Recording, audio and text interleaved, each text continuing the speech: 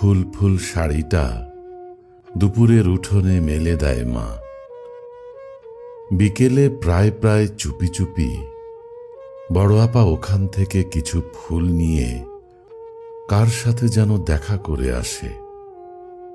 মায়ের শাড়িটায় ফুল কমে গেলে একদিন পাড়ার মহিলারা মাকে বলে, বুবু, তোমার নিজের দিকে কোনো খেয়ালই নেই, শাড়িটা কেমন রং জ্বলে পুরনো হয়ে গেছে।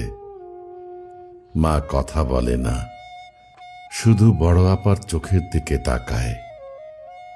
দেখে বড় আপার চোখের ভেতর লুকানো আছে তার পুরনো শাড়ির অসংখ্য রঙিন ফুল।